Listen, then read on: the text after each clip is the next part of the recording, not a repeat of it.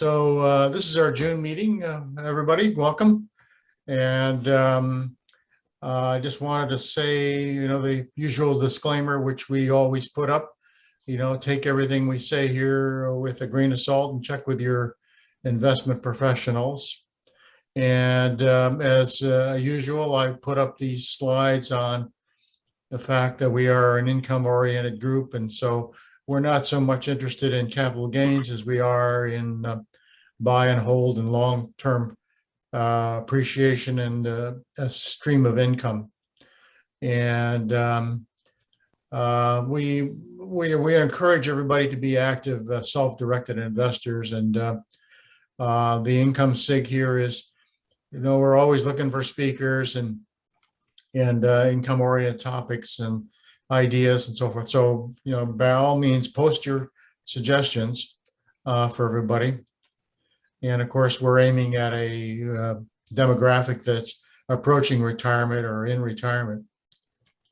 And this is our Google group, the AAII Income PDX site, which we've set up for the income SIG. And so that's a great opportunity for yourself to express yourself or suggest an idea or post some link or some site that you find interesting that might be beneficial to our folks. And this is our main chapter. Todd is our president. He's online with us. Todd, did you want to say anything at all? You're working on the speaker, I guess? Yeah, we have one speaker that we really trying to schedule. We just had calendar challenges, so we're still working on that, but more to follow hopefully soon. Okay. We have a YouTube site, by the way, where all the recordings for both the main chapter and for the SIG are available for you folks. So by all means, visit that site if you want to pick up on, you didn't make it to a meeting or whatever, and you want to catch up on what's going on and so forth. It's available there. We also have the same thing at our own site and the chapter site too as well. And if you just type in AAII Portland chapter in YouTube, you'll find it. It's available there. Okay, here's the agenda for today. I'm going to talk a little bit about equity risk premiums, and then after I finish with my little spiel, I'll turn it over and we can have an open discussion. So let me get started on that. This is your mother lecturing you, of course, on eating your broccoli, of course, which you, of course, did not do, I'm sure. And she's also lecturing you here that you should not ignore the equity risk premium. So without further ado, listen to your mother, as they say. Let's talk a little bit about what equity risk premium is, and I'll kind of define it here, and I'll walk through some stuff that I've discovered as I think it's important to understand. Basically, when you're taking a position in a stock, there's two components to it. There's the risk level of the stock itself, and then there's the underlying risk-free level. In other words, if you buy a treasury bond, let's say a 10-year treasury bond, that's considered pretty much risk-free. But if you buy a stock, of course, you as an investor are assuming that there's a certain level of risk involved in over and above the risk-free rate that you are going to assume when you take the position in the stock. So that's what risk premium is all about. And so let's go a little further into this, and then we can open it up for discussion. So the academics, folks, kind of show a chart, and this comes from it's a chart that was on Wikipedia that kind of shows it nicely. The bottom axis, the x-axis, is the risk instrument, whatever it is, maybe it a stock or some other vehicle. And so as you increase the the risk level, you would expect a risk premium to rise as well. In other words, over here on the red side, on the left side in the vertical axis, you have what's called RF, which is the risk-free premium. That's the premium if you were to buy, say, a 10-year T-note or T-bond or whatever. And so as you take a position in the stock, you're taking a certain amount of risk. And so that risk premium is the difference between RF basically and ER, which is shown here in this chart. So it's important to understand that when you're doing this, you are indeed taking some level of risk. And how much is that? Well, that's open for discussion, but we can walk through some ideas here that kind of show you roughly how to estimate that. There's a site by the way, Aswath Domaranian, who's I think he's a professor at New York University, NYU, and he publishes a lot of information on investing evaluation, basically. And I think he's a professor of finance. So he teaches finance classes as well as valuation classes.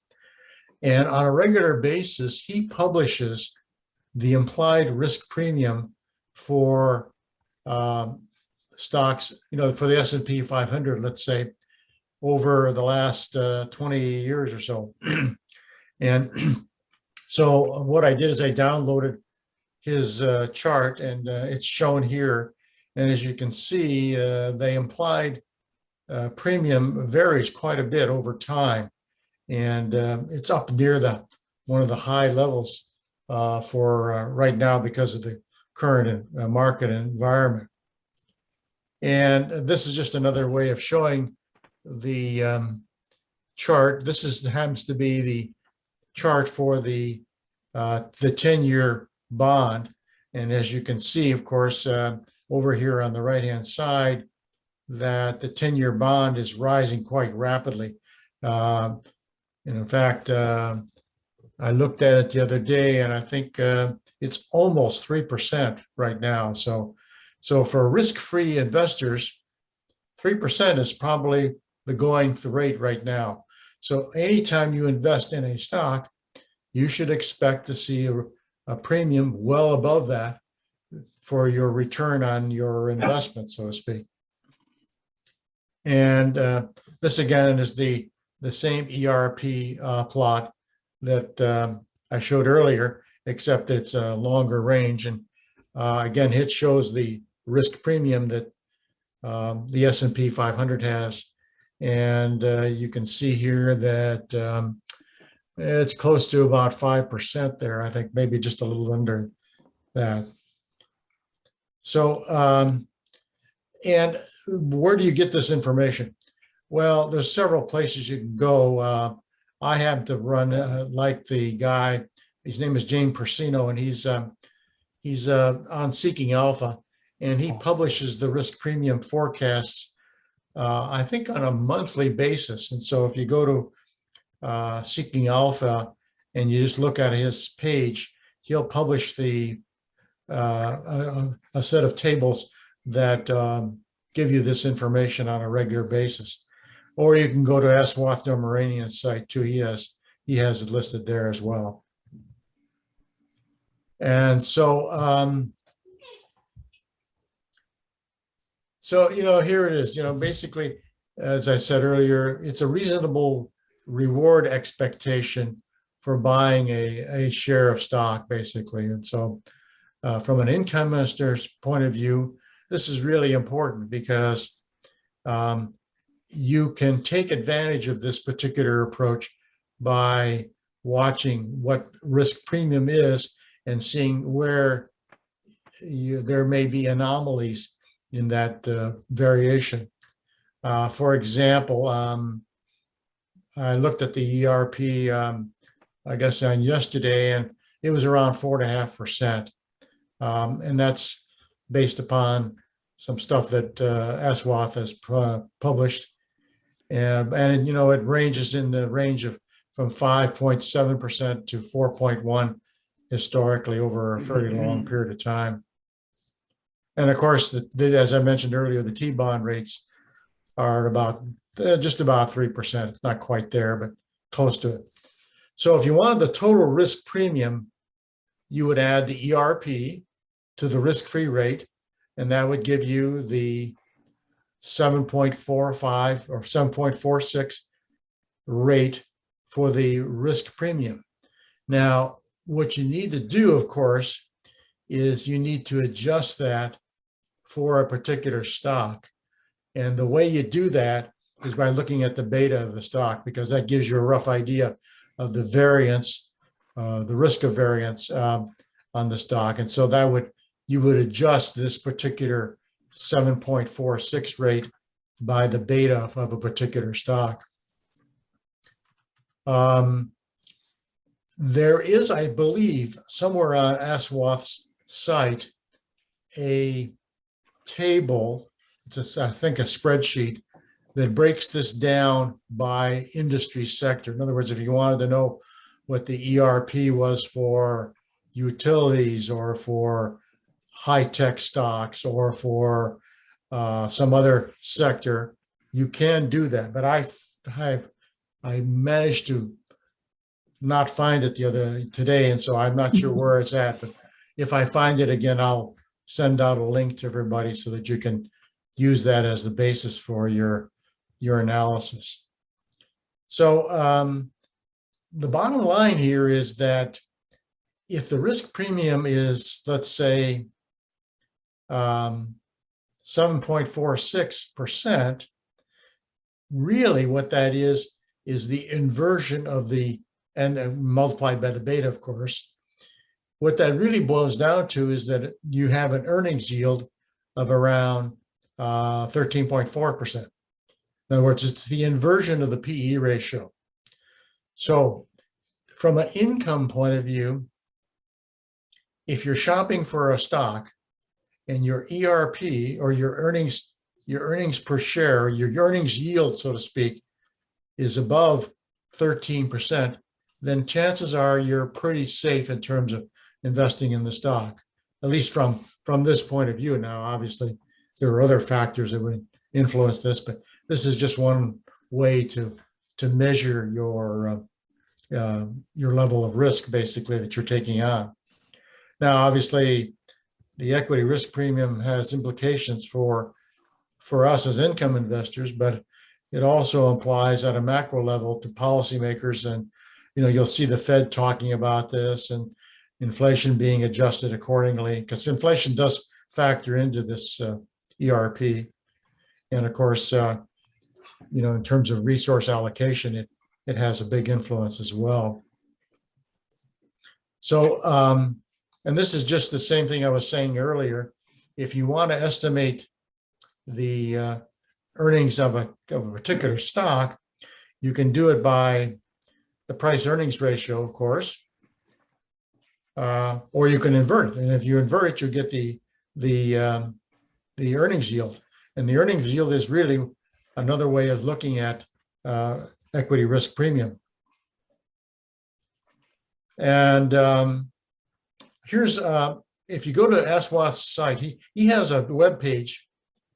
It's a bit confusing, quite frankly, but he has tons and tons of spreadsheets and data, lots of interesting stuff there. I highly recommend you surf the site, because there's all kinds of good stuff there. I signed up for his online class in valuation, and it's pretty good. The neurons don't fire off as well as they used to when I was a young man, but I'm slowly plowing my way through it, and I highly recommend it. And he has a data section in his spreadsheets where he publishes the ERP on a monthly basis. And I think he also does it by sector as well, but I can't seem to find that particular sector. I know I came across it about a month and a half ago, but for some reason or other, I can't seem to find it again. So The site is a little bit confusing, but I think once you get used to it, I think it's well worth looking around there. And he's got all kinds of spreadsheets. He's got spreadsheets for beta. You can even calculate the ERP yourself if you want, assuming that you make certain assumptions. So it's well worth going to. I think you could learn a lot there. And it would increase your skill level in terms of valuation. Okay, so that's all I wanted to say about ERPs. And so at this particular point, I think we should probably open this up for discussion. I'll stop sharing here. And let's get this started by, I know that each of you have particular newsletters that you subscribe to. And so, in terms of discussion, it would be nice to hear from each of you or every one of you about what what the value line is saying at this particular point in time, or AAII dividend newsletter, or Simply Safe, or some of these other ones on here, or what Schwab is saying, or Fidelity, or any other ones that you would like to share with us. So I'll stop sharing at this particular point in time, and then just open it up for general discussion and any questions regarding about ERP as well. So by all means, don't hesitate to chime in here. Don't be bashful. I guess I don't understand how it applies to a dividend return, because if you add those two numbers together, you're getting dividends that are hard to find. Let's just put it that way. Well, the ERP is not just the dividend, Ron. It's the entire stock itself. And when you're taking a position in the stock, you're taking on a certain level of risk, right? So dividends is one portion of that, but there is a valuation risk that you're taking as well. And so you need to take the price earnings ratio, invert it, and that gives you around 15 or 16% or whatever it is. And that is the total return that you should expect on a stock of that level of risk. So the dividend is a fraction of that, but not the total part of it. So it's a theoretical, it's kind of an economic driver. It's not a super firm way of doing valuation. It's just to get you in the ballpark kind of thing, Is that, yeah, are you still confused? Well, I was just thinking, if you take just arbitrarily, if you take utilities, they pay a fairly high dividend, but as a practical matter, the stocks don't go anywhere. I mean, that's an overstatement, but as a practical matter, they don't go anywhere. So you're in the hole, because the dividend is not going to be anywhere near the numbers that ERP is coming up with. So that's why I'm really not fully understanding where it's going. Yes, you're right. That if you look at the ERP for just that sector, it's much lower. Okay. And that I was hoping I would be able to find that spreadsheet and get it up there so that you could look at it. Yeah, it's at least 1/2 or 1/3 of what you see when you look at the S&P 500. The ERP that I showed was for the S&P 500. S&P. Yeah, I understood that. So yeah, certain sectors are much higher, like tech stocks, very high ERPs, whereas utilities are very low. Yeah. Okay. Yeah. Anybody else have any questions about that?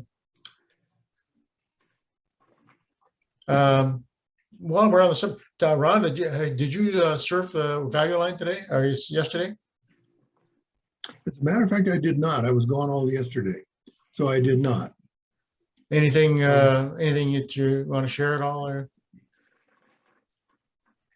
I have never encountered a discussion of the ERP or anything like it on Value Line. I won't say it's not there. Oh no. Yeah. So don't know. It's, their attitude at the moment is hang in there. So that's about it. So. David, are you, I noticed your mic isn't muted, but anything from SSD that you might want to share at all, or? I haven't seen too much recently, and I'm like Ron says, I'm just kind of hanging in there because things are just all over the map right now. Yeah. Well, I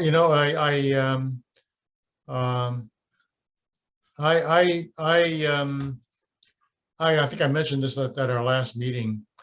I normally don't buy bonds. I'm a dividend kind of guy, so to speak.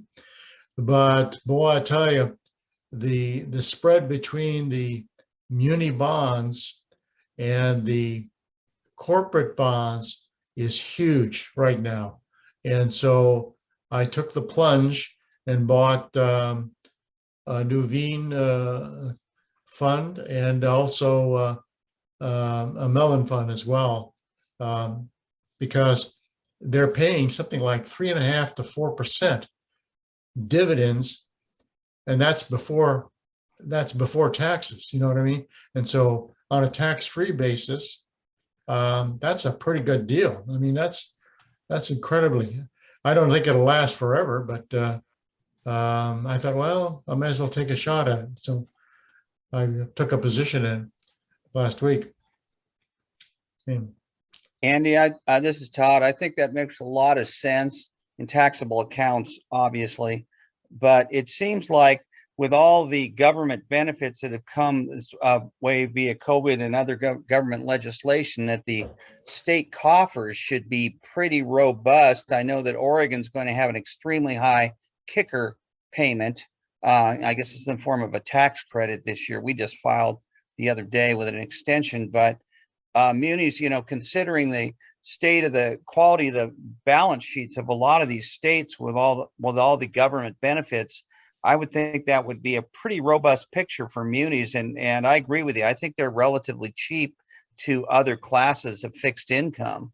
And that's a smart buy right now, in my opinion. Well, I when I looked at the chart for it, I thought I was a little late in getting into them.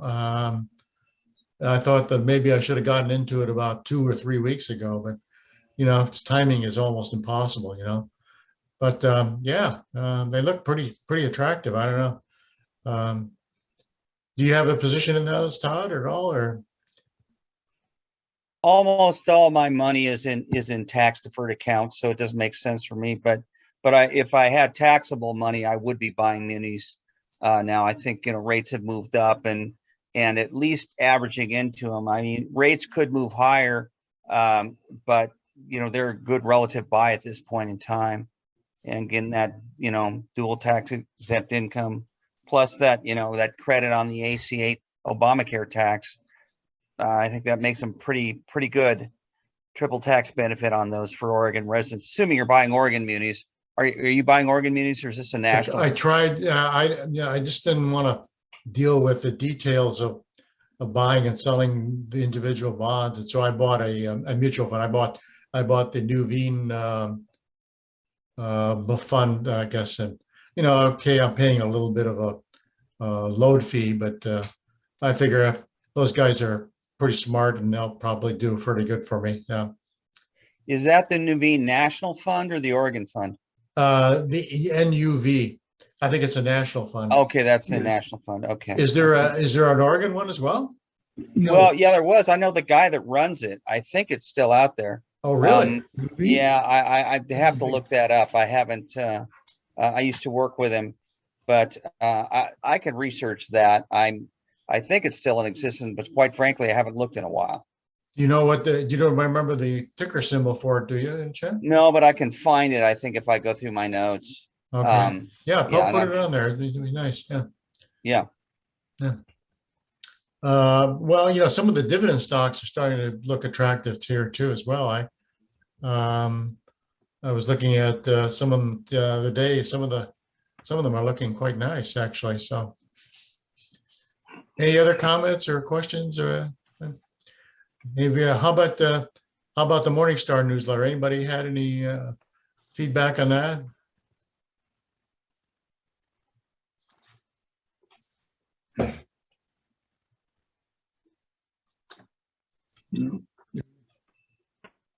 And Yeah. Go ahead, go ahead. I think the recent Kiplinger magazine had a Morningstar top 19 or something. Funds, I forget what the focus was, but I didn't analyze it in any great detail. I don't read Morningstar directly very often, just when I'm interested in something. Well, I subscribe to the Kiplinger income newsletter, and they like the Nuveen funds, the national funds. So that's what prompted me to buy that particular fund. A lot of these Oregon muni bond funds are the loads on them are huge, and so that's why I've kind of steered clear of them. I don't know. I suppose it's because the research costs are fairly high. In other words, they have to hire some fairly knowledgeable people to do the research, and so it runs up their expenses, so to speak. Are you talking about loads or management fees, Andy? Well, the loads on the funds are pretty high. I didn't really get the. Hold on, I can get it out here. I was trying to remember on some of those. Yeah, so they recommend the Nuveen fund, and then the let's see, BY Mellon fund. Those are both national funds, I think. I'm trying to find it here. Yeah, they're closed-end funds. BNY Mellon Municipal Bond Fund. Looks like it's a midterm bond. It is, I think it's leveraged too, so that bumps it up a little bit more in terms of a yield.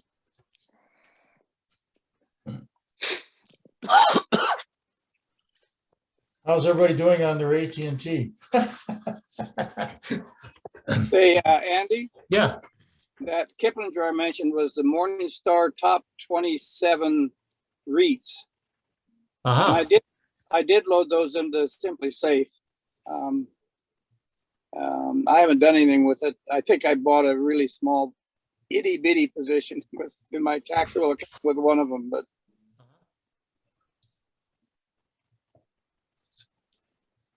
Anybody else got any ideas on what they're following? There should be some bargains starting to show up now, as the price of the stocks start to drop. Well, let me put the question another way. How many of your stocks in your portfolio have seen dividend cuts? Anybody? State that again.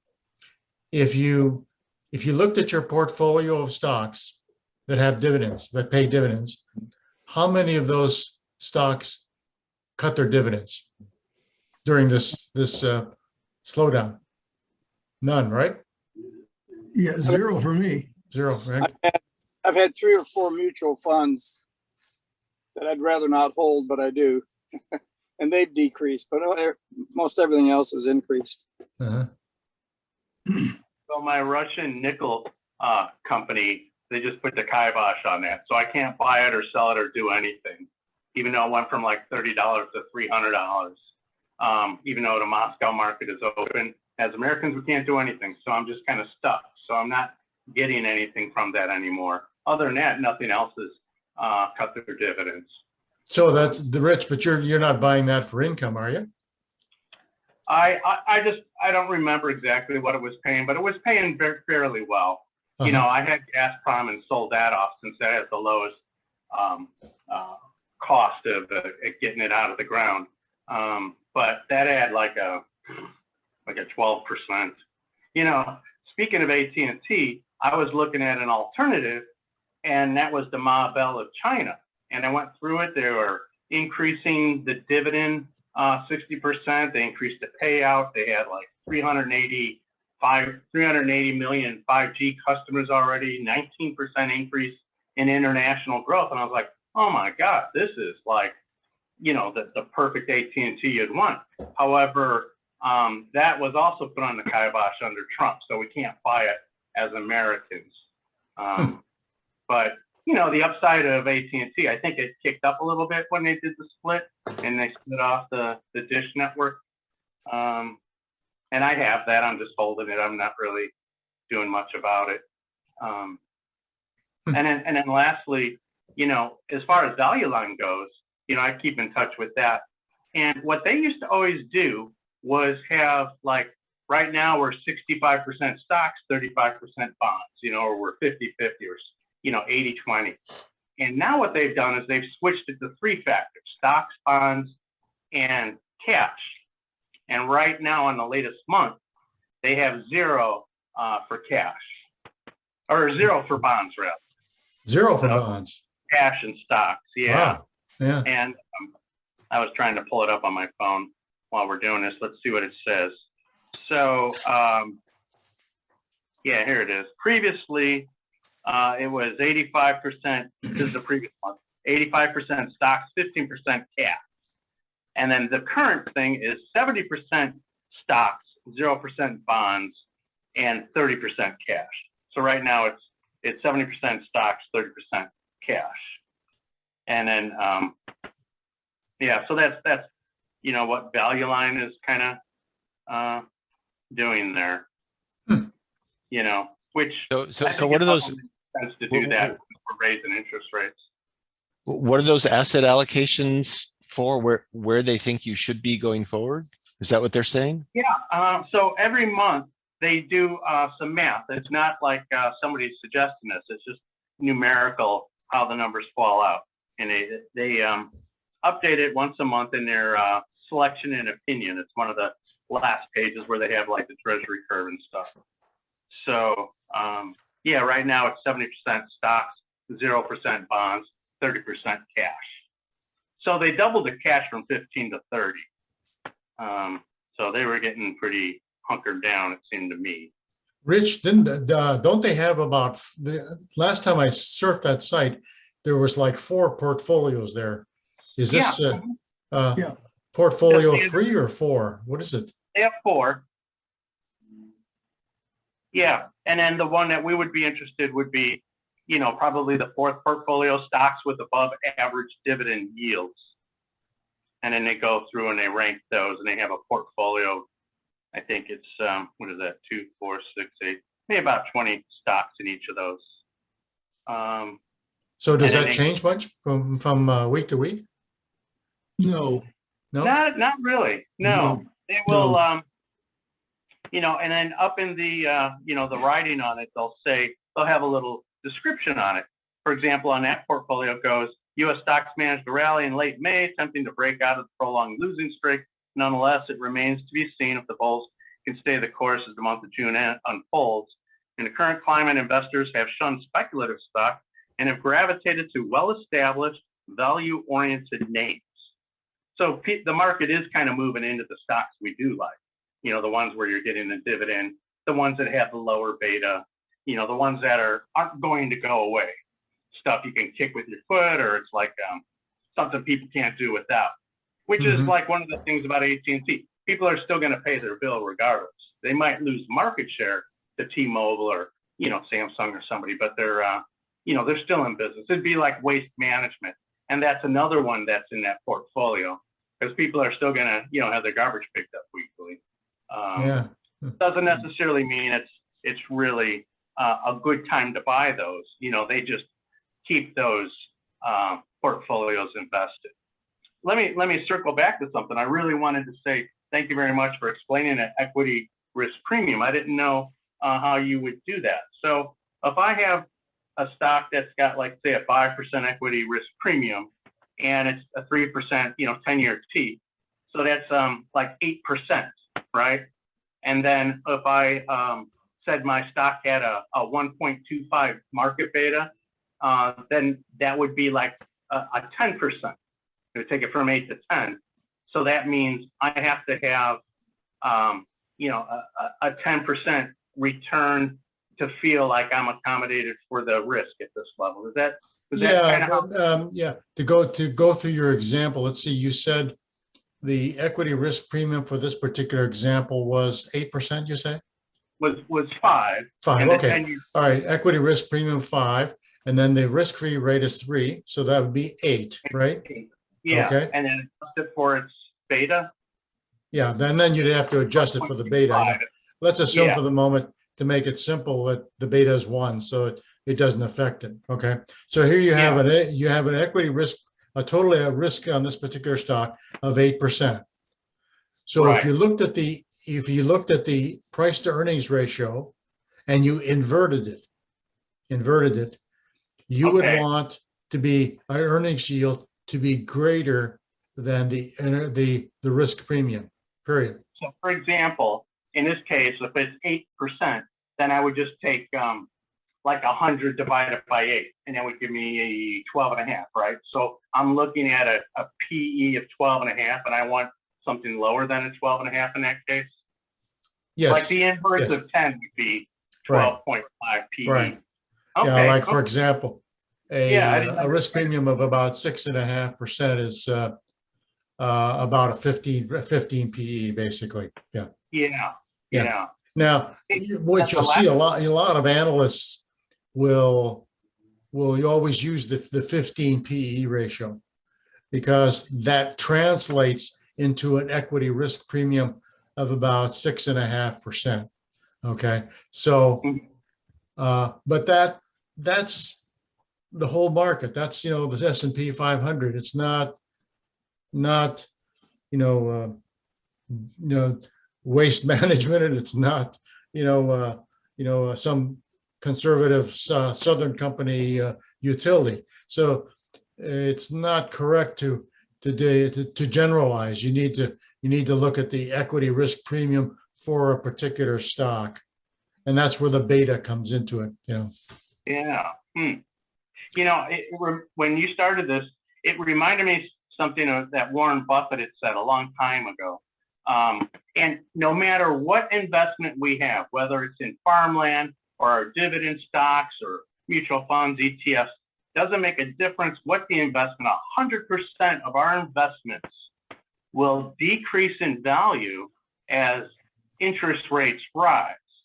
And the reason that makes sense is because we're discounting those future cash flows. So at a very low interest rate, there's not going to be much expected return between now and then. So all the analysts that are doing like discounted cash flow type stuff, or anytime rates go up, the value is, all things being equal, is going to go down proportionally. So that's kind of what we're looking at as we're raising rates. Yeah. Well, I think the real rate is still negative, isn't it? I think even at these at this level of risk-free rate as well. I mean, when you consider inflation, it's not good. The only place I'm not experiencing inflation is in my portfolio. That's deflating, and it's not pretty. What about you guys that are doing investing in ETFs? How are you guys doing these days from an income point of view? I know some of you guys do just ETFs. Steve and some of the other guys. What do you guys think about the situation? Or Tulsi, what are you guys doing? Unmute your mics and chime in. I'm actually in the process of moving over to more income stocks. I've sort of stopped on ETFs. I'm now into REITs. Healthcare REIT, and then storage places kind of REIT, and residential. So what kind of yields are they paying? It's pretty good. So I'm waiting to see how it ends up. But so far, they're pretty good, more than 5%. Oh, really? Oh. So are you looking at public storage at all? Or? Yeah, look, I have STOR, Mm-hmm. and then OHI, which is hospital, healthcare industry REIT. And then, of course, ESS, which is a West Coast residential REIT. ESS took a big drop in May. I don't understand why, but I guess the whole housing market dropped. So, I mean, in terms of the REITs. Uh-huh. You know, by the way, the kind of an aside, preferred stocks, especially public storage, which issues preferred stocks on a regular basis, those preferred stocks, they're kind of like a 1 foot planted in a bond and 1 foot planted in the dividend market. Right. You know, those things are paying about 5, I don't know, 6, almost 6%. And you know, in a tax deferred account, that can be pretty nice. Yeah, I have a STOR, and I have the preferred on STOR. Yeah, yeah. Anybody else? How about you other ETF guys? Well, this Andy? is Chuck. Oh, go ahead. I've been, remember we had Jonathan Livingston did that muscular portfolio strategy for ETFs. Mm-hmm.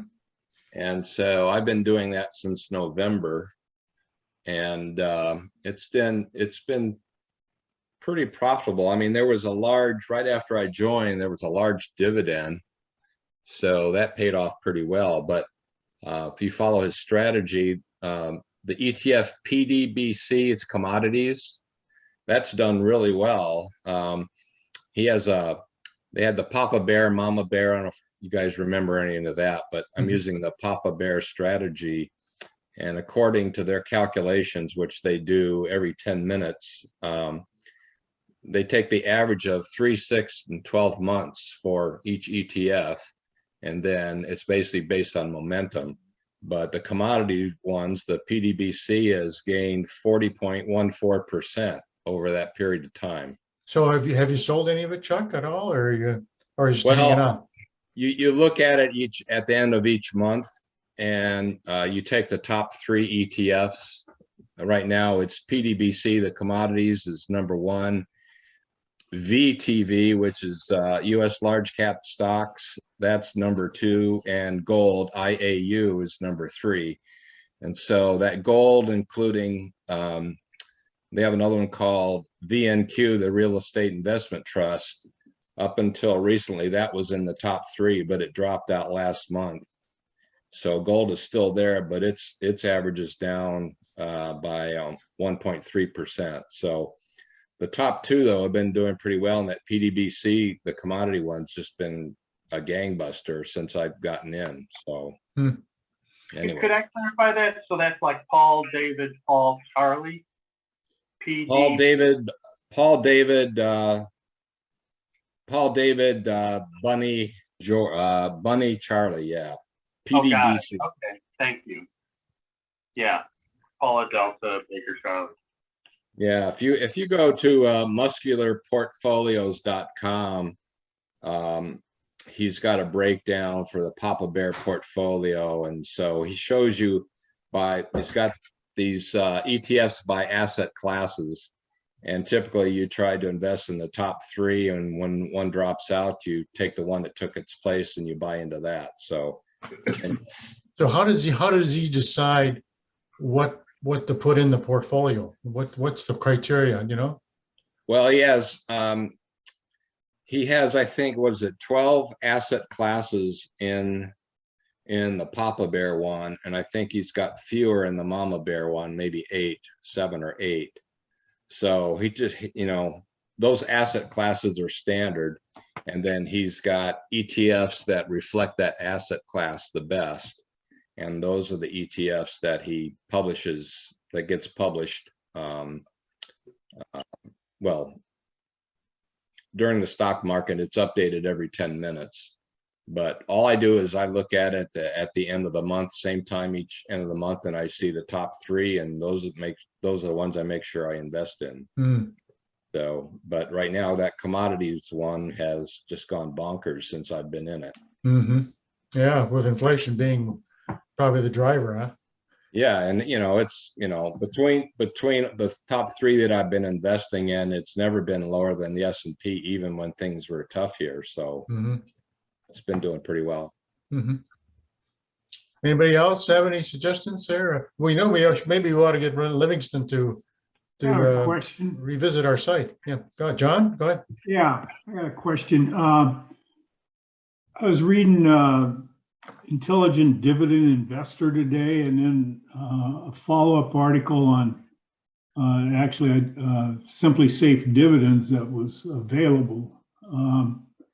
The Intelligent Dividend Investor, he talked about, and I'm just curious, this may be a little bit off topic, but what is the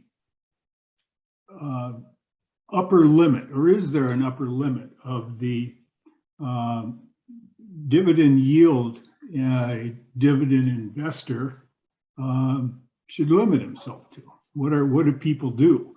I swear my recollection, I may be confusing, the Intelligent Dividend Investor, I think he started off saying around 2.5% or something like that. But then he said you should be able to modify it up to around 4%. I just wonder if do people have a limit, given that the higher yield is supposedly more risky? And then on this Simply Safe Dividends, he says that we believe it is reasonable to construct a conservative dividend portfolio that yields between 4 and 4.5% without sacrificing on business quality, income safety, or portfolio diversification. I just wonder what other people think about limits in their investments. Anybody else? I have my own ideas on that, but I like to hear from other people as well. My sweet spot is 3%. I like to see a dividend around 3%, and then the growth of the dividend to be somewhere around 6 or 7% if I can find it. That's kind of my sweet spot. When you get up around 4 or 5%, that's if you look at the nitty-gritty details of the particular stock, they get down into the the non-investment grade category, and so I kind of shy away from it when I see that. But again, in this particular market situation where the markets are declining pretty rapidly, and if the dividend is constant or fairly safe, in other words, that there's cash flow to cover the dividend, then what will happen is the yield will bounce up. It will definitely go up into the 4%, 5% range. That's quite possible in this market condition. And so what was once on average, a 3% yielder in this market could get up into the 5 or 5% range. And the other thing, John, I look at the credit rating for the company. If it's investment grade or above, then I feel fairly confident that these guys are going to be able to continue to pay their dividend. And then you have to look at the free cash flow as well. In other words, you look at how much of their cash is covered, in terms of payout of the dividend. So, if it's less than 50% that's being paid out in dividends, that's pretty safe. That's that means that the company's got enough. What happens typically is, when earnings start to drop, then the cash flow drops as well. And so, how well can they sustain themselves through a deep dip? And that's where the real risk is for a dividend investor, I think. So I'm watching the cash flow carefully for a company that looks like it might be in trouble. So far. Thank you. Can I? Yeah. I have some, just 30 seconds worth as to who I am. My name is Mahindra, relatively new to this group, and believe it or not, I'm in Northern California, not in Oregon. We don't Okay. draw a line at the border, you know. Right. Yeah. So Len Gillette was kind enough to refer me to this group, and I find a lot of good information in this. So I've been attending. So talking about ETFs, I like to share my screen and talk about a couple of things that people talked about and some other things that I discovered in my research. So, Well, if it's income oriented, by all means, please share your screen. right. So just 1 second. Share the screen.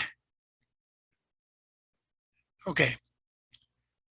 So this is I did a Schwab ETF screen, which I do time to time. And to be honest with you, I was not focused on the yield as much, but the performance year to date. So this has a lot of ETFs, but let me narrow this down. And so I sorted by Morningstar category, and you can see here, for example, energy ones, energy limited partnerships, so on and so forth. So the one that I would like to draw your attention to is, let me just get to the right place here. In just 1 second. I had it. Okay. So these rows, 312, the ones in green to 319, are the dividend ETFs. You can see if I expand this column here, you can see the full name, the FDL, Morningstar dividend. This is the Wisdom Tree, high dividend. And you can read the name sheet. Yeah. So just 2 columns that you'll be, I like for you to focus on. This column here, distribution yield, gives you what the yields are. Okay. And this column here, this was done as of May 29th. So last week, not this week that completed, but the one prior to that, I believe. So this was the return year to date as of that date here. So for example, and I own some of these, and not necessarily for the dividend, but kind of to balance my portfolio on the value side, or the portfolio of the equity portfolio. So this one, CowZ, and you can go and read up the description on this more offline. But this is the cash cows, 100 stocks, I believe. I may be a bit off on that. Not too high of a yield, but a decent year-to-date return. So and this one has been mentioned, I have seen since I bought it, by a lot of CNBC and a lot of other people are recommending this. And then you see some of the other ones. So these may be worth considering here in terms of both a combination of the yield as well as the positive return year to date. And I believe Chuck talked about PDBC. Let me just search for that. That's on my list here because I own that as well. Okay, this one here. So if you look at that, also green are the ones I'm interested in. So it says distribution yield 38%. To be honest, I don't know if that's right or not, must be. 39.9% as of that date, return year to date. What is it, some kind of a commodity ETF or something? It is a commodity basket. Okay. Exactly. And this was the one that was recommended through the Muscular portfolio. And I bought it right after their recommendation. I looked at it. There's a PDBC and a sister one, PBC or something like that, close to that ticker name. Mm-hmm. And so anyway, so those are the ones this table has sorted by the category. And if you really go through this, you'll see that depending on the very clear, you can see the returns that what categories are in terms of the year-to-date returns are doing good, which ones are not. The energy side is just killing it. For example, one of the ones that a stock this is a stock, so it won't be on this list here. And then- Mahindra, well, before Yeah. you move on, I see the beta on this thing is 3.3. Is that what I'm reading there? No, the beta will be 1.18. This one Oh, here. okay, okay. I Yeah, yeah. misread that. Okay, sorry. Yeah, you must be looking at some other column. Yeah. But so on the energy side, a lot of the companies are going to a variable model. They have a fixed dividend, and then they have a variable depending on their performance. And one of the names that keeps on coming up is Devon Energy, DVN. And that one has run up a lot, but seems like it still is a good one. And AAII, I'm trying to keep their VMQ versus the dividend portfolios separate in my mind here. But VMQ, which is a value, what is that? Value momentum, I think it is. Momentum and quality, yes, thank Yeah. you. Mhm. So they just added to the portfolio APA, Apple, Paul, Apple, which is, they said is, it was related somehow to Apache Corporation, and they are saying it's an energy stock. And I don't know what the yield is. I just looked at it very briefly just before the meeting. I need to go back and read in more detail. Mhm. But that has done quite well, and they still think it has a lot of potential, because one of the fears of the energy stocks, and there's a whole bunch like Coterra, Devon Energy, Oxy, I mean, a whole bunch of them. The fear is that since sector by sector, there is a rotation and they are taking lumps, so maybe energy is the next one that will go down. And at that time, at least many of the analysts are saying that may be a good time to buy. So the point is that may be worth considering, and at least from a ETF standpoint, let me see if I can go to, let me just look for energy. Like XLE is one of them. Just look for energy. Okay, so these are the energy ETFs ones here. Energy limited partnerships, and you can see the ones in green at least.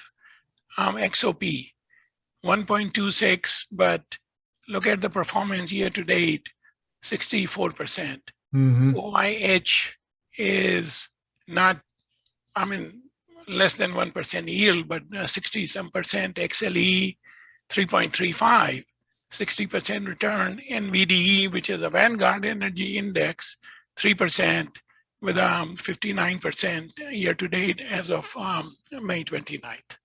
So what kind of yield are you getting on these? What is the Well, as I distribution? said, this is the yield column, right? So 3% for XLE, which I own. That's the only one I have besides the energy stocks, such as the ones I mentioned, Devon Energy, Coterra, and some of the others. So have you tracked the, for example, that one that you're highlighting there? What is the distribution yield over the period of, let's say, the last, I don't know, 5 years or so? Does it go up and down quite a bit, or what? I don't know, because I have owned this for about a year. So Okay. All right. I mean, see, my overall style of investing is a bit different in the sense I look at the asset allocation of what categories, value, large, mid, or small, and based on that. So energy, materials, commodity being some of them are, belong to that materials category, and the value side I'm heavy on. So that's when I started buying into these sectors, whether for income or just for the performance or being defensive, whichever way you want to look at it. Mm-hmm. So now how do you decide which one of these to choose? Okay, so is basically look at the beta, look at the performance, and just read. I rely on Morningstar just on the portfolio mix as much as I can tell what the composition on the ETFs are, their risk, because Morningstar gives you risk versus reward, what they think if it is a high risk, and average or less than average reward, maybe I won't go for that. And one of the things that, because this is Schwab data, the selected tickers, whether it be the stocks or ETFs or even mutual funds, I go in, pull Morningstar data, and I look at the performance, what I call the short term, meaning 1 month, 3 months, 6 months. I don't know if I give 6 months, but anyway, 1 year, and then 3 years and 5 years. And I kind of rank those performance, and the ones that are relatively consistently high performers, I try to go towards that, plus the risk and the return. So these are some of the metrics that I use if I have a bunch to choose from.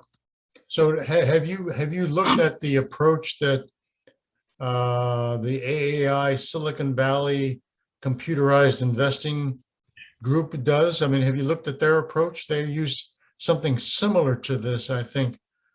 Yeah, so I used to attend that quite some time ago. I don't anymore. Okay. And what I find, and maybe I didn't get into it because it wasn't quite to my taste, is it was very trading oriented and much higher risk. So because I am somewhere, I'm not like a 5-10 year hold horizon. I may sell something between 1, 2, or 5 year range, but I have some that I've held 10-15 years. So their strategy didn't quite suit, I guess, my temperament and my way of doing things. Oh, okay. Oh, that's interesting. Yeah.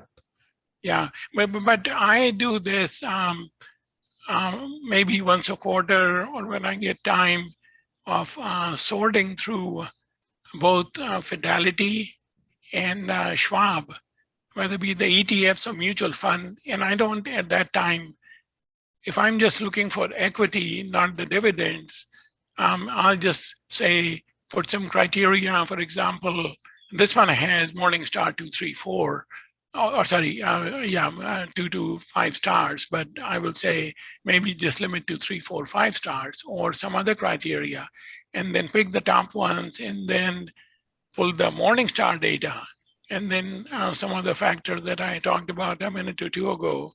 I just use those to decide which ones, because I want to be sure that my holdings are still in the top quartile or whatever range of performance. I'm not quick to change them, but I do keep an eye if they are or if they are falling down over 1 to 3 year period. I may decide to change it. But again, I'm sorry, that is more from an equity side as opposed to the dividend side.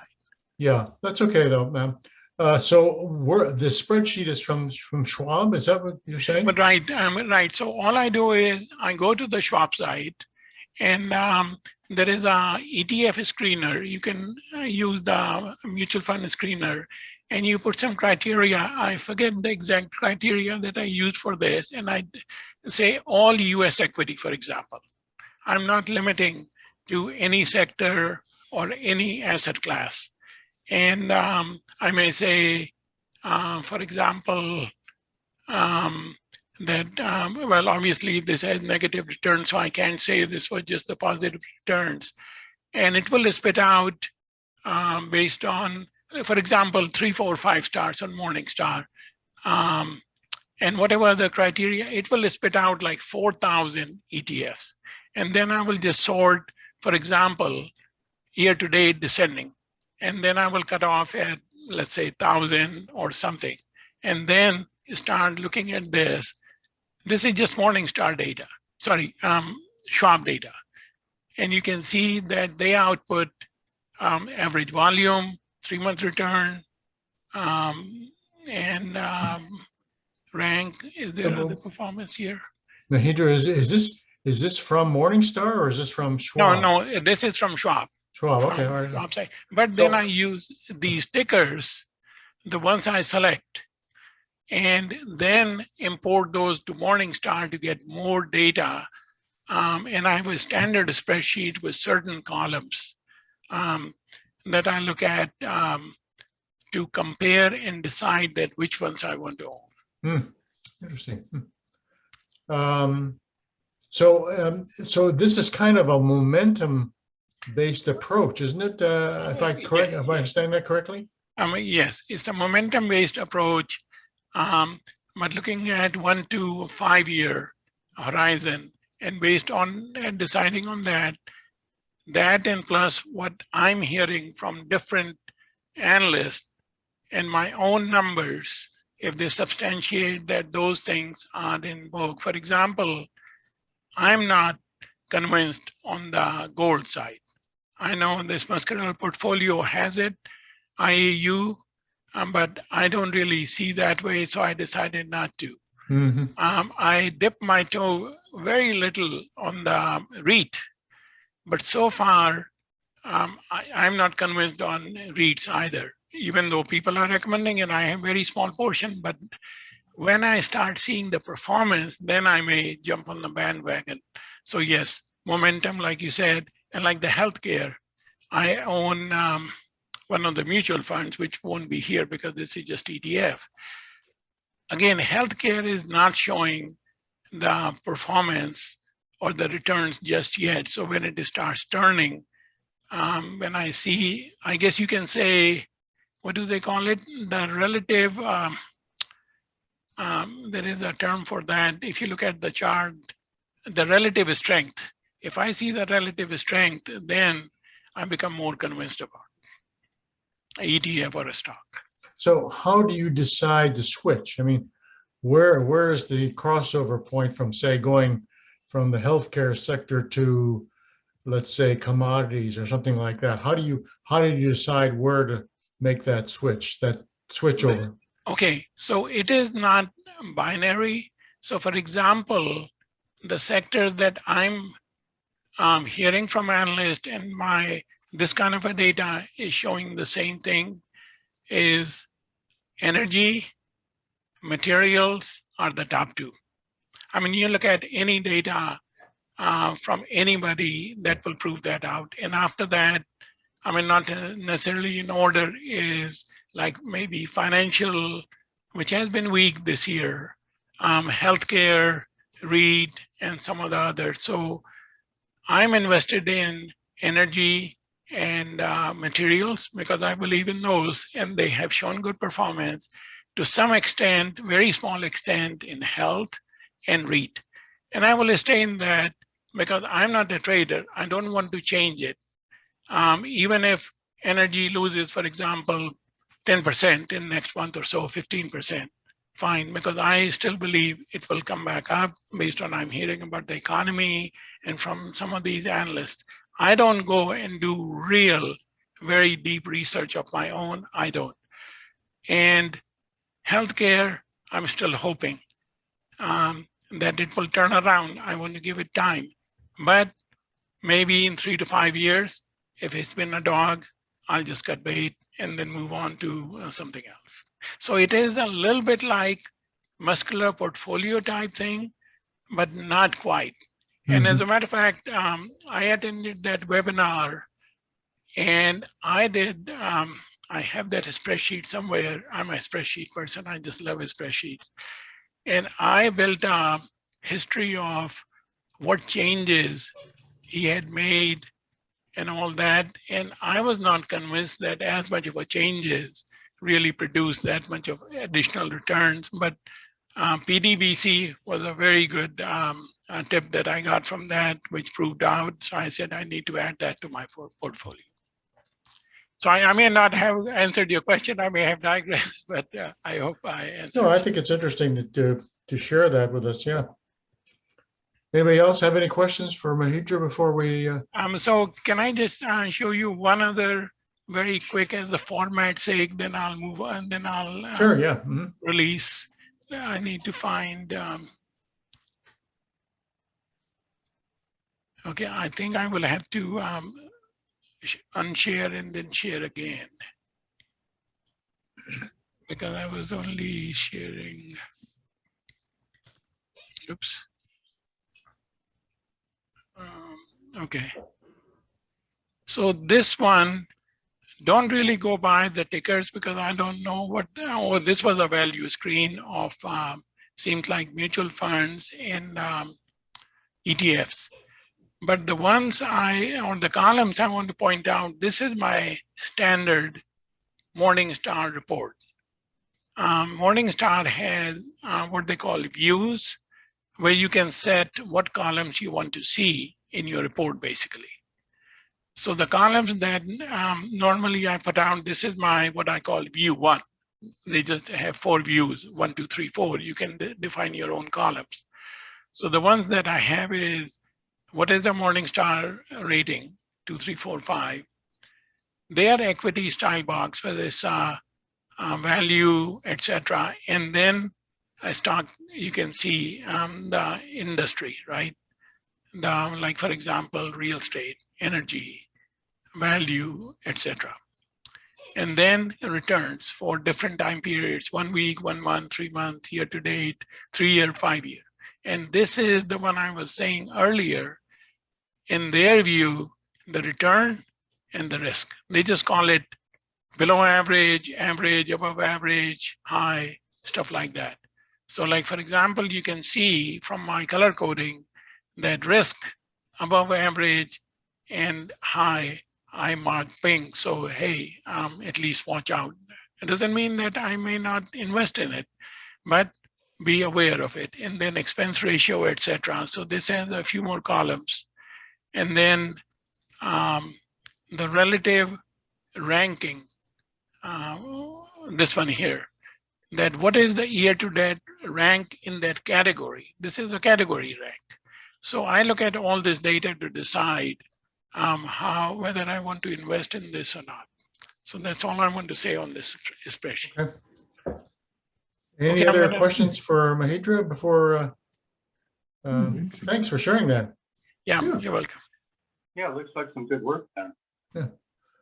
It would be fun on that first one if you could rank from low beta to high beta, and we could see if that would flush out which winners, would be less sensitive to the market.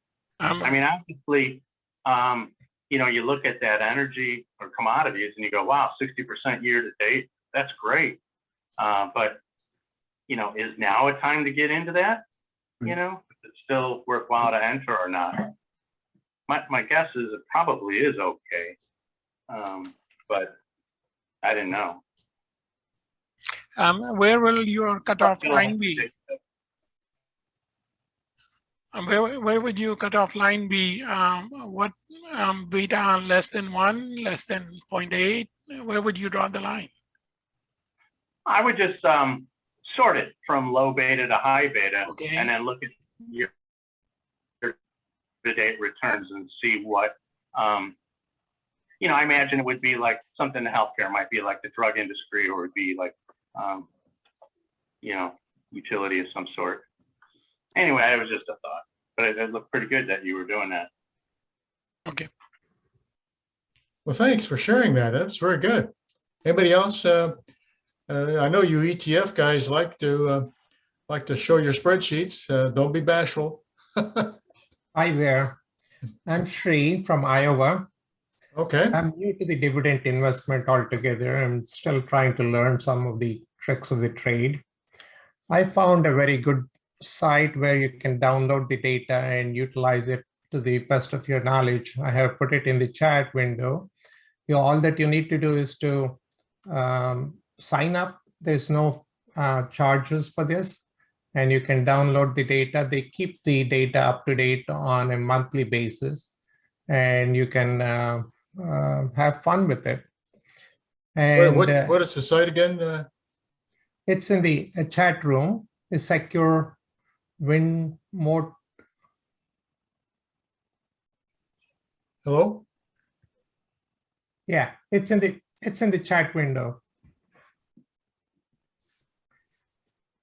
Oh. And they have you were asking about the growth of the communication services and all the different services industries that you can check to see what is the next year growth and what is the past 5-year growth and all the other information over here. You can also see the 5-year beta. and you can see how much percentage it is from the 52-week low and 52-week high. And you can also see the moving averages and the percentage from that moving averages from 50 and 200-day moving average. I can share my screen and you can probably have a look at it. Sure, please, if you can.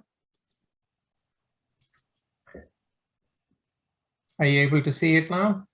There we go. Whoa. Now it's out. Yes, we can, but it's very fine. I have a big 4K monitor, so that's the reason you see that. Let me try to make it small. Is That's this better. better now? Yeah, that's a little better. Yeah. Okay. So you can see all the different things over here. This is the champions and this is the stocks. I guess it is more than 25 years, I take it. And then you have contenders, challengers, and all different companies. And you can see, you can create your own watch list and you can see the changes in here. And you are looking for the Chowder rule and the Graham and Tweed factor. These are the different things that you can see also. All of this is free for you and you can take a look at it. I was reviewing your last year meeting and you were talking about the T. Rowe Price and you mentioned that it had dropped down after a certain time.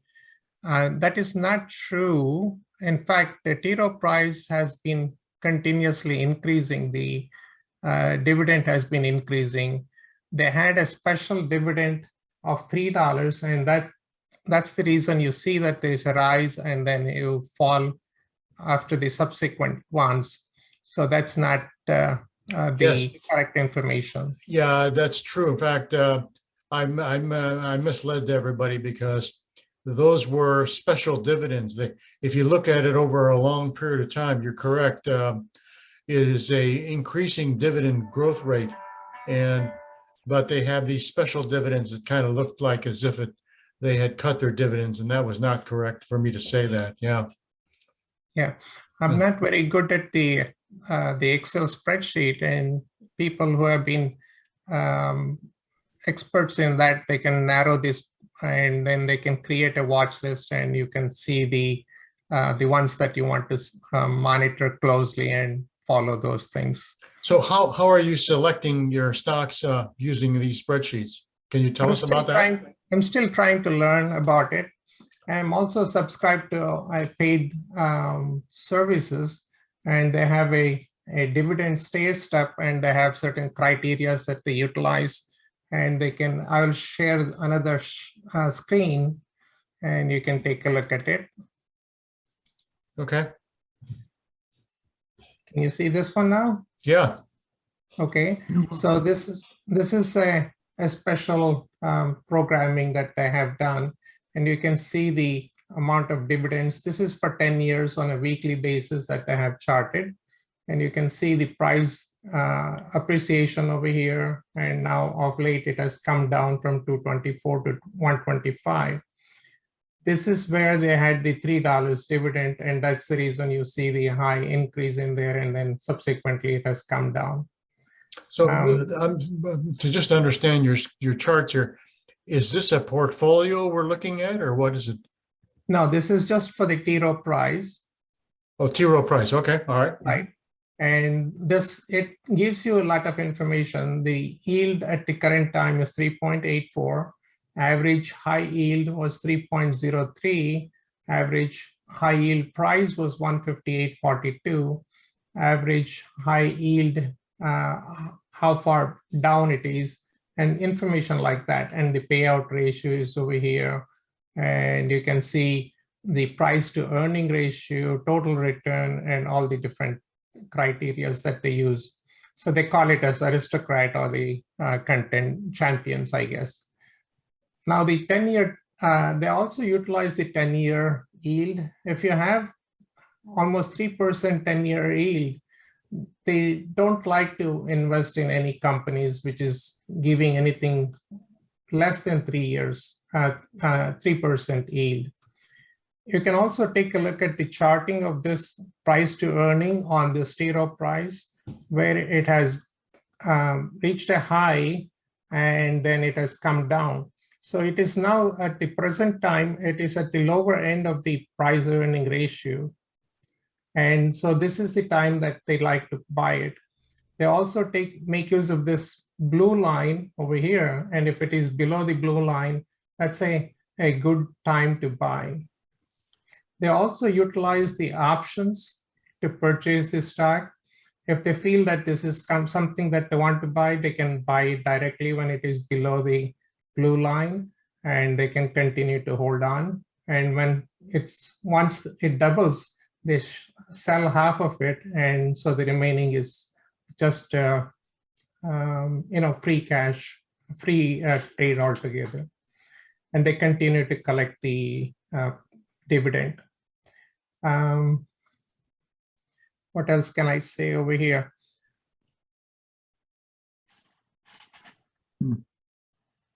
So that's the information on this one. I can share you one more thing. Now, you created these plots yourself, didn't you?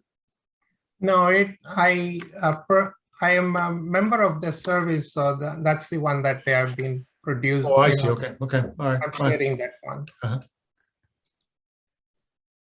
So you don't look at the free cash flow to see if they're vulnerable or anything like that, is it? Well, again, if you take a look at this one, the payout ratio and all that information, and sometimes the free cash flow might be down for a year or 2 quarters, and if the people who are approving of the dividends and they don't feel that they need to cut it back, they can handle that loss so that they continue to have the title of the aristocrat or the contenders or whatever, champions.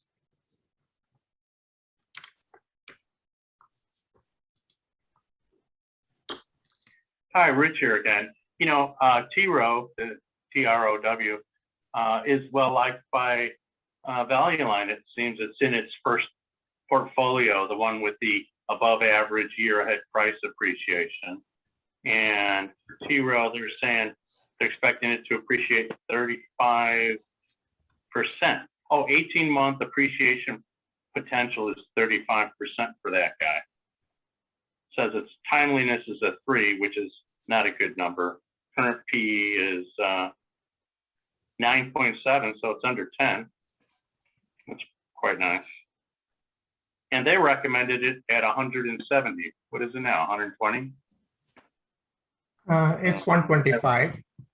Yeah, 125, okay. Yeah, so it's much better than what Value Line liked it at. And I also make use of the options, and I'm waiting for this 120 put, if I can sell it for $2 or something like that for the next month. And if it does go to 120, I'll be buying it, I'll be assigned the shares, and then it can hopefully then it'll start moving up higher as the time goes on. So are you buying covered calls or in the money puts, or what? How are you doing this? No, I mean, the dividend, you're not going to get the dividend unless you are in the stock. So I'm selling the put so that I get the shares at 120 or below. Okay. Now, here's the other one that are you seeing the web page? Yeah, it's very small. We can't read it very well. Okay, I'll try to adjust this again.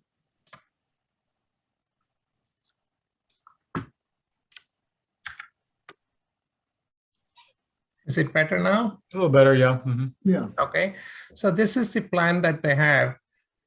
They create a watch list that have the basic quality test of having, you can read about it 5 years in a row, and it should be yield is more than 10-year US Treasury, and also they consider the SPX, and the average yield is greater than close to the higher end of the 10-year dividend rate. So these are the information that they see, and these are the risk factors that they consider and exit rules and things like that. So this criteria that you're talking about, is this something you've created or somebody else has created? No, this is the Market Scholar is the company Oh, I see. Okay. who I have subscribed, and Okay. that is the one who is shared, who is providing this information. Oh, okay. All right. And how long have you had this service? Just about 3 months now. Okay. Interesting. Any other questions? Well, thanks for sharing that. Any other questions for SP, I guess? Interesting. Just to bring something up that was discussed there, if you go to value line, be careful on the dividend yield because they're getting caught up in the same trap you did about the special dividends. One report, two reports dated the same day. One report will have the standard dividend. One report will report the yield based on the special.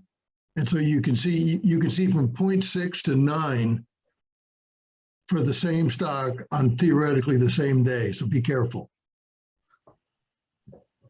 Thanks, Ron. I got caught up in that last week when I was doing my review, and I went in, I said, oh my God, there's a beauty, look at that yield, oh my God. And I went out and looked at it and it's 0.6. And the reason is because they had just a few days before come out with a special, and depending on whether you looked at the regular page or the list for the week, you had two different numbers. Again, I have a question for you guys. I know the group is for the income SIG. Now, do you also need to take into consideration the total return for the year and subsequent years, or are you just focused on the dividend and you're neglecting or ignoring the growth potential of that company and the future earning increases? And the other part was that when you purchase the dividend growth stock, and as long as it meets the criteria and continues to grow, your dividend payout, the dividend amount that you collect might be much higher for your cost of your trade originally. So that's a bonus for everybody, who is investing. And do you guys utilize the DRIP program? Well, I'll try to answer some of those questions, and then maybe everybody else can chime in as well. The charter of our SIG is primarily income, and so we look for a steady stream of income. So that would be dividends, maybe the cash flow from a REIT or from a bond or from a preferred stock. That's the primary emphasis. It's not to say that we ignore capital gains. On the contrary, we love them too. But the main thrust of what we're trying to do is establish conservative, prudent, growing stream of income, so to speak. It's a gray area, but we tend to emphasize the steady stream of income. By the way, do you use the Chowder criteria at all in sorting your lists? As I said, I'm not very good with the Excel spreadsheet. Somebody who is good with the Excel spreadsheet and who has the understanding of the Crowder factor might be able to answer and give us some ideas how to utilize those features. Mm-hmm. They also have the Warren Buffett type of they have another criteria over here, Graham criteria also. So they try to tell you whether it is undervalued or overvalued also. So if, I think Chuck was the one who made use of the Excel spreadsheet, and he showed us all those things. And if he's kind enough to do that for this data, we will all benefit from that. Well, maybe we can get him to do a demo for us. Chuck, are you online?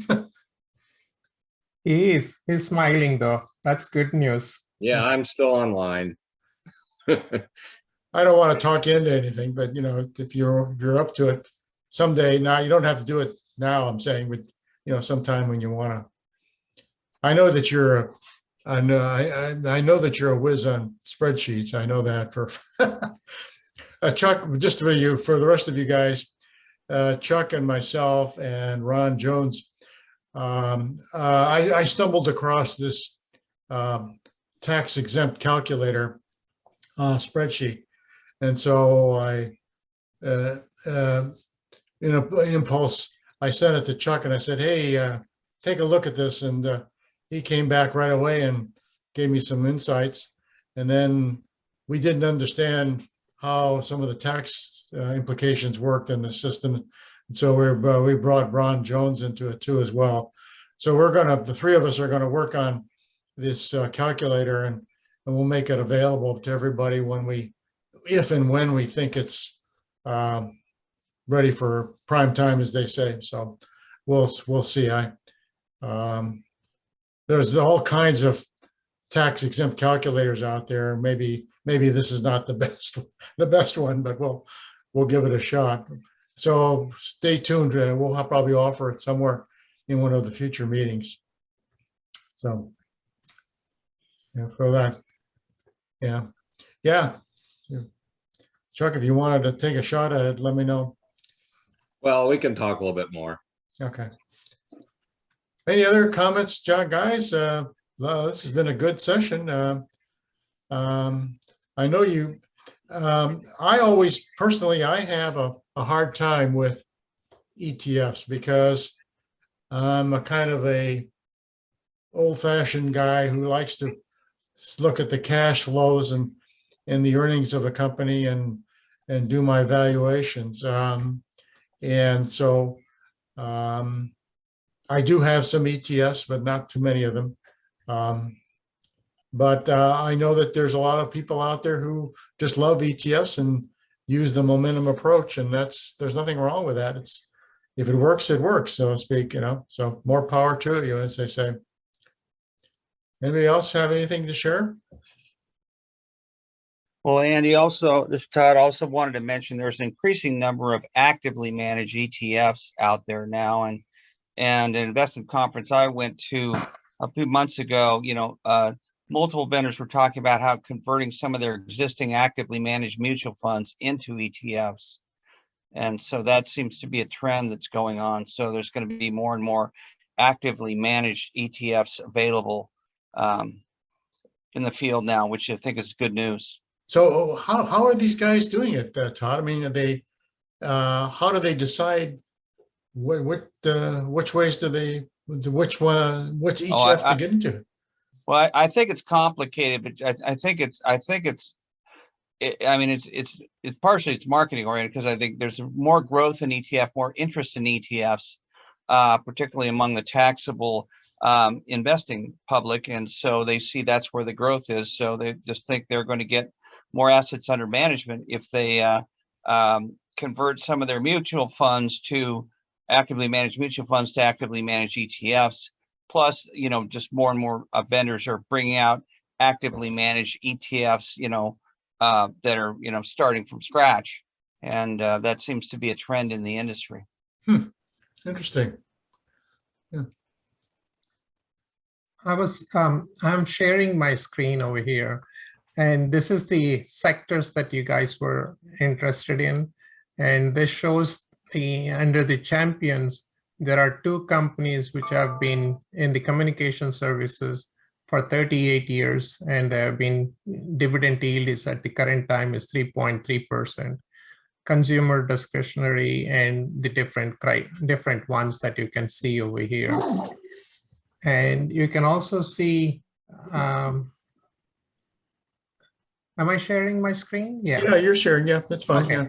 So this is the one that you can see. And there is also the dividend growth, how much of a growth has been there. Mm-hmm. And the future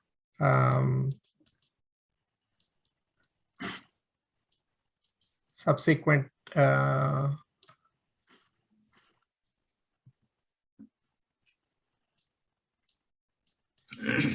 There's a lot of information. I'm still trying to understand and learn about these things. It's an excellent site. I've surfed it myself, looking for opportunities. It's a very good site. The only problem I have with it is it's a snapshot in time. You know, it's once a month. It gives you a picture, and so what I like personally, this is just me, is I like to see a history of the performance of the company. For example, T. Rowe Price, I think is probably a bargain right now, if you look at it. Yeah, it's on my watch list. Let's put it that way. Yeah. Here's the history of the dividend paid by the year. Yeah. So you can go to T. Rowe Price and you can see the complete information over here. Mm-hmm. Yeah, it's very good. Yeah, the stock took a big dip recently. The question is why, and that's where we have to understand. You know, and you can go to the corporate website and look at what management is saying. You know, and if it sounds fairly safe and fairly good, then it might be okay. You know, yeah. The other thing I do, for example, is I look at the last 2 recessions and see where the price to earnings ratio was for the stock in those at the very, very bottom of those recessions. And so what I do is I set a flag to look for a price earnings ratio in that range, so to speak, because it may or may not ever get to that low a PE again, but it's certainly a good point to take a long, hard look at it when it reaches those levels, you know. And that certainly is available on this spreadsheet as well, looks like. Yeah, it's a very good tool. It very is. I love it myself. I think it's a great tool. Yeah. Yeah. If I understand, the yield divided by the price gives you the yield ratios, or what was that you called it, Andy? Oh, if the price to earnings ratio, let's say, is 15, okay? If you invert that, that gives you a earnings yield of about 6.5%, roughly speaking.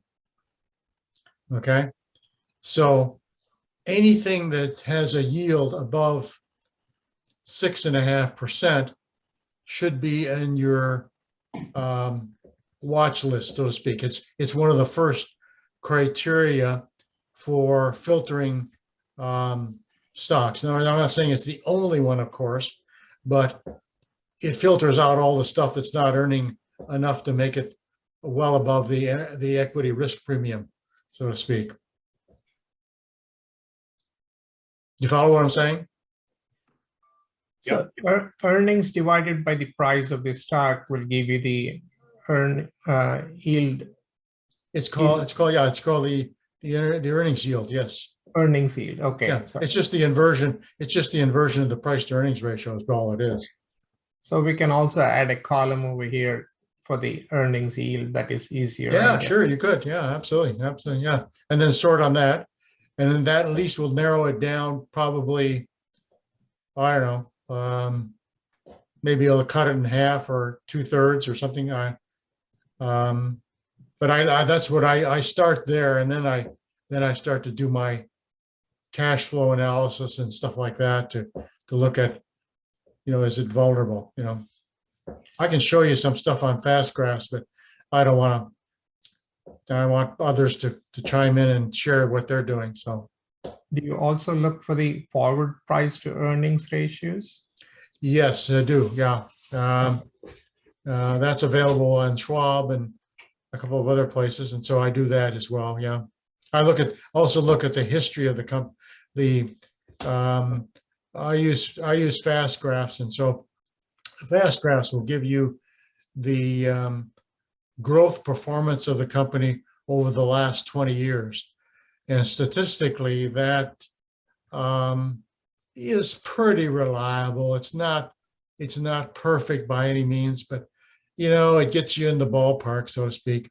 And if I see an earnings growth of say, you know, 6%, and I have a yield of say 3% of a dividend yield, well, the sum of those two kind of suggests that over the long term, the sum of those two, 3% plus the 6%, gives you a 9% overall performance for that particular stock.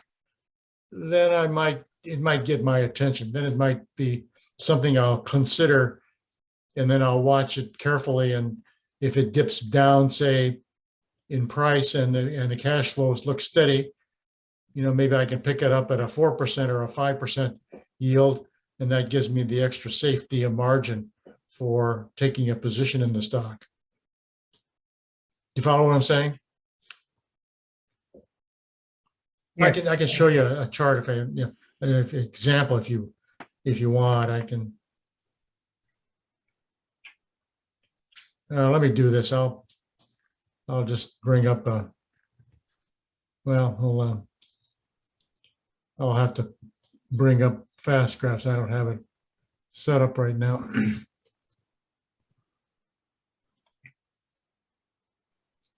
It says I can't minimize Zoom when I'm recording, so I guess I'll not be doing that.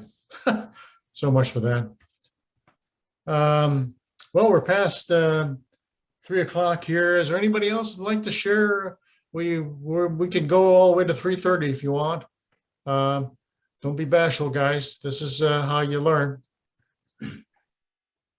Well, I had a quick thought while you were talking about ETFs. I personally have a couple, but I'm more drawn to closed-end funds than I am ETFs. But the one thought that flashed in my mind while you were doing that is these actively managed ones. One of the advantages of them converting an open-ended mutual fund to an active ETF is transparency, because the mutual funds, one of their downsides is they do not report their holdings except quarterly. Whereas if I understand correctly, the SEC requires the open-ended or the trading ETFs. I don't know if it's daily reporting, but I think it's at least weekly reporting of what their holdings are. That, however, if that is true, that does not eliminate the other problem with open-ended mutual funds, which is capital gains flowing through. So if you hold them in a taxable account, you have a lot of issues floating around that need to be at least considered when you're making your decision.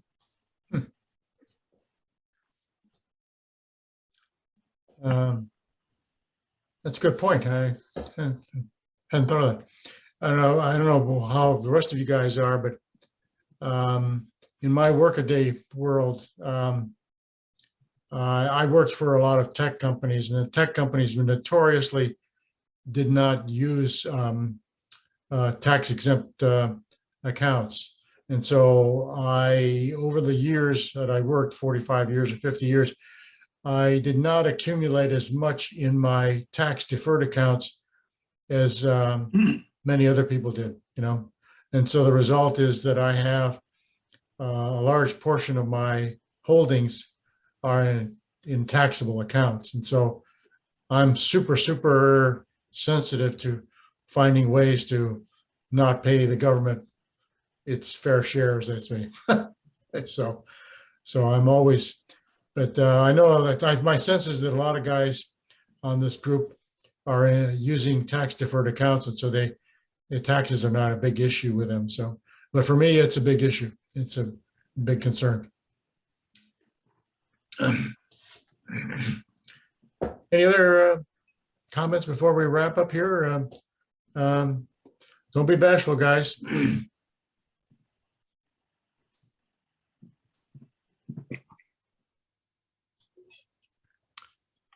Well, we should just sell everything and then come back in a year and a half. No. Actually, I like this particular time. For me, this is an exciting time because, you know, as the price of these stocks drop, and if they don't cut their dividends, that's that's, as I say, dancing in the streets, so to speak. Boy, that's exciting stuff. I like this period of time. I have a big watch list, and I'm constantly screening through it to see where the opportunities are. So it's a good time for income investors. Huh? Yeah, you kind of pointed that out back in that V-shaped recovery we had back in March of 2020, and then I bought Johnson & Johnson back there because you were saying, well, look at it, it's such a bargain. I don't care what the price is. The income was so good from it. Yeah, it's absolutely, yeah. You know, got to be up 30-40% or something like that for me. Yeah, if you do this, you know, and it's in my way of thinking, it's almost impossible to find the bottom. So what I do is I dollar cost average. You know, if it looks pretty cheap to me, then I'll start dollar cost averaging into it. And I don't know where the bottom is. I have no idea. I don't think anybody else does either. You know, but at least you come out the other side of it. You know, with a low cost basis, and so that's as good as I can think I can do. I don't know. Yeah.